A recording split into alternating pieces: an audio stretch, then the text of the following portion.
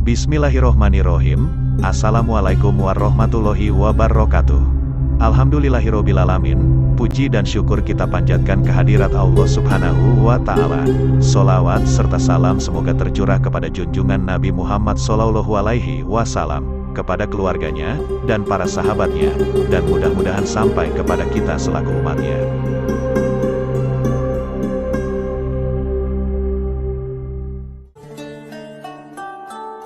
Ilmu yang tak kasat mata, ataupun kekuatan, yang bisa diperlihatkan terhadap orang-orang sekitarnya. Perilmuan seperti ini sangat menarik di kalangan masyarakat, yang dipercaya bersumber dari Tuhan. Namun kekuatan spiritual yang dimiliki para pakar ahli spiritual, seperti ramalan jodoh, kehidupan masa depan, penyembuhan berbagai penyakit dengan pengobatan secara mistis. Pengobatan-pengobatan secara mistis ini, sangat diminati dari beberapa kalangan masyarakat, karena, jauh dari kategori operasi, cara pengobatan mereka dengan melakukan berbagai metode seperti ruqyah, padahal ada salah satu darinya yang melakukan dengan sihir. Ruqyah dan sihir, kedua elemen ini seperti tidak bisa dipisahkan satu sama lain. Namun ilmu gaib yang sering dikenal di kalangan masyarakat tersebut, terbagi dua golongan, yaitu sering disebut ilmu hitam dan ilmu putih. Namun orang-orang, banyak yang sulit membedakan metode yang dilakukan ilmu hitam dan ilmu putih. Cara membedakannya, ilmu hitam selalu memakai mantra-mantra atau bahasa yang sulit dimengerti. Contohnya, menyebut nama orang, atau memanggil roh yang sudah meninggal dunia, praktek memanggil arwah-arwah leluhurnya, padahal itu adalah sosok jin, yang sudah dijelaskan sebagaimana firman Allah. Allah memegang jiwa ketika matinya, dan memegang jiwa yang belum mati di waktu tidurnya. Maka dia menahan jiwa yang telah dia tetapkan kematiannya, dan dia melepaskan jiwa yang lain sampai waktu yang ditetapkan. Sesungguhnya pada yang demikian itu terdapat tanda-tanda kekuasaan Allah bagi kaum yang berpikir. Quran Surah Az-Zumar ayat 42. Demikianlah orang-orang kafir itu, hingga apabila datang kematian, dia berkata, "Ya Tuhanku, kembalikanlah aku ke dunia, agar aku berbuat amal yang soleh terhadap yang telah aku tinggalkan." Sekali-kali tidak, sesungguhnya itu adalah perkataan yang diucapkannya saja, dan di hadapan mereka ada dinding sampai mereka dibangkitkan. Quran Surah Al-Mu'minun ayat 99-100. Lalu siapakah roh yang bisa hadir ketika dipanggil? Itu adalah jin korin. Jin korin adalah jin pendamping manusia, seperti yang dijelaskan dalam hadis. Rasulullah SAW bersabda, "Tidaklah seorang pun dari kalian kecuali telah ditetapkan jin yang menyertainya." Hadis riwayat Muslim dan Ahmad. Jin ada 3 kelompok, ada yang mempunyai sayap dan bisa terbang, ada yang menyerupai ular, dan ada yang bisa berjalan dan bergerak seperti manusia. Hadis riwayat Tabrani. Roh yang dipanggil dukun, sesungguhnya dia adalah sesosok jin. Ketika orang meninggal dunia, jin pendampingnya tetap hidup, karena jin diberi umur panjang sampai hari kiamat datang. Metode pengobatan yang memanggil roh-roh, atau praktek yang terlihat aneh, walaupun oknumnya berpakaian seperti ustadz, jika caranya itu tidak ada dalam ajaran Rasulullah, jangan mudah dipercaya. Itu ilmu hitam yang berkedok ilmu putih, justru dukunnya yang harus diruqyah. Seperti kasus-kasus paranormal yang terbongkar kepalsuannya. Masih ingat tentang kasus-kasus paranormal yang terbongkar trik-triknya itu? Terbongkarlah trik ilmu hitam yang telah mengelabui masyarakat, dengan mengaku ilmu al-hikmah. Padahal itu hanyalah sebuah trik, ujar pemberantas ilmu hitam. Bukan hanya manusia biasa saja yang pernah terkena sihir dan melawan ajaran sesat. Rasulullah SAW pun pernah melalui perjalanan mistis yang beliau alami. Bahkan beliau, SAW, yang didatangi oleh orang tersebut dan Rasulullah nyaris diruqyah oleh dukun. Apakah yang akan terjadi jika Rasulullah hendak diruqyah? Baik, sebelum lanjut ke videonya, bagi yang belum subscribe channel ini silakan klik tombol subscribe di bawah video ini. Dan klik tombol lonceng notifikasinya. Lalu like videonya. Jika video ini bermanfaat silakan share atau bagikan videonya untuk menebarkan syiar Islam. Karena sebaik-baik kalian adalah orang yang mempelajari Al-Quran kemudian mengajarkannya kepada orang lain. Hadis riwayat Al-Bukhari.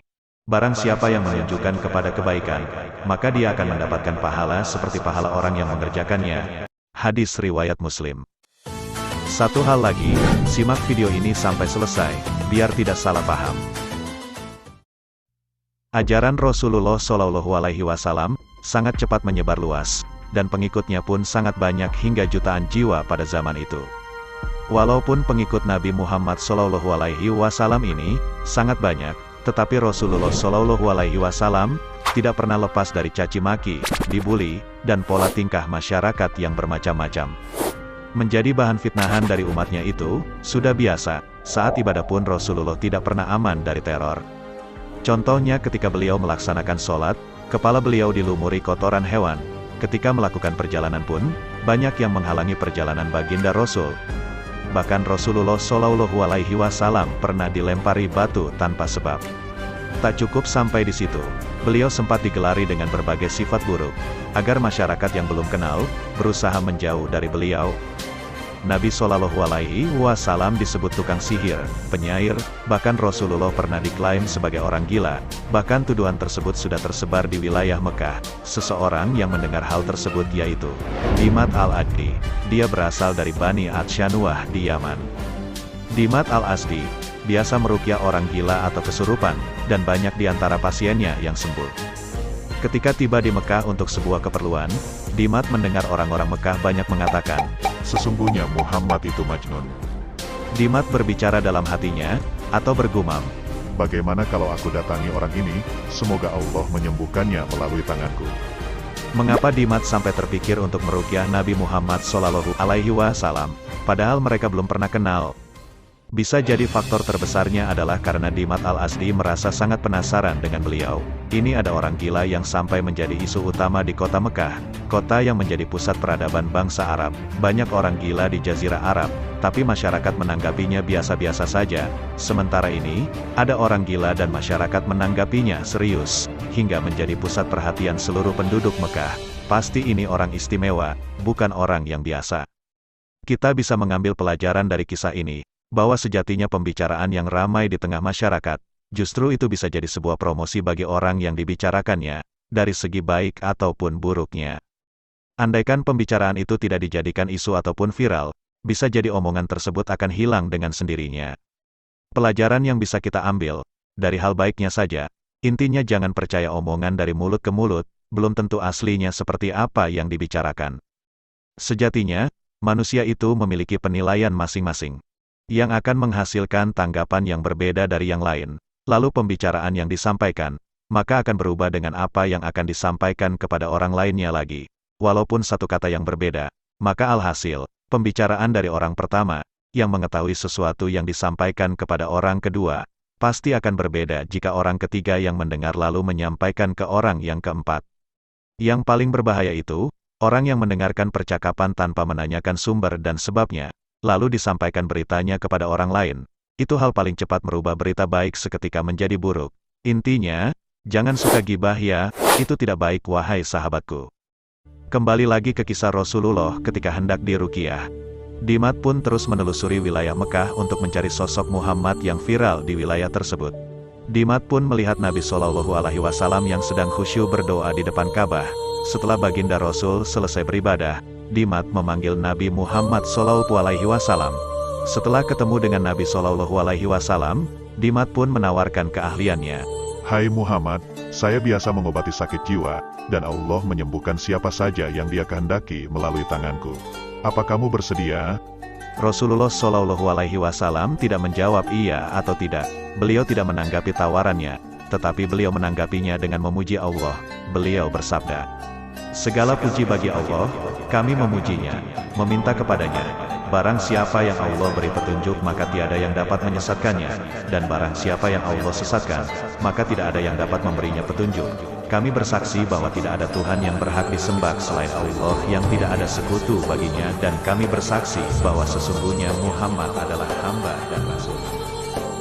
Kata-kata tersebut merupakan ungkapan yang sangat indah hingga membuat hati Dimat bergetar ketika mendengar kalimat ini pertama kalinya. Dimat keheranan. "Tolong ulangi semua ucapanmu tadi." Kemudian Rasulullah SAW mengulanginya 3 kali. Setelah mendengar kalimat yang diucapkan baginda Rasul, Dimat komentar dan membayat. "Sungguh saya telah mendengar ucapan dukun, ucapan tukang sihir, dan penyair, dan saya belum pernah mendengar seperti ucapanmu tadi. Sungguh untayan kalimatmu mencapai kedalaman lautan. Berikan tanganmu, kubayat kamu bahwa aku masuk Islam." Kemudian Dimat membayat beliau. Akhirnya, Orang yang terkenal sakti itu, dia yang hendak meruqyah Rasulullah Shallallahu Alaihi Wasallam. Hal yang terjadi, peruqyah itu yang luluh atas kehendak Allah dan untaian kata yang diucapkan baginda Rasul, hingga menusuk ke dalam hatinya yang bimbang akan kebenaran yang nyata.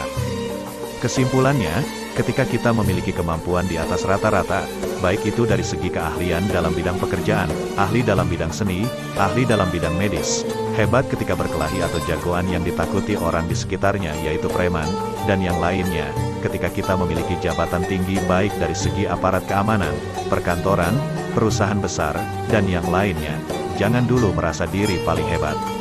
Ingat, di luar sana masih banyak orang yang lebih tinggi dari apa yang kita punya. Baik, sesungguhnya hanyalah Allah yang Maha Tinggi, tidak ada yang bisa menandinginya. Ketika Anda merasa diri paling hebat, lalu menindas orang rendah, menindas orang miskin, menindas orang yang tidak mampu, ketika Allah merubah dan meninggikan derajat orang yang Anda tindas, maka apa yang bisa Anda lakukan? Orang kaya, orang miskin, orang tampan atau cantik, orang jelek, orang sempurna, orang cacat, tua ataupun muda, semua juga akan mati. Lantas apa yang mesti dibanggakan manusia di dunia selain amal soleh yang dilakukannya? Semua sama saja, tidak ada yang beda di hadapan Allah Azza wa Jalla. Wallahu alam bisawab. Wassalamualaikum warahmatullahi wabarakatuh.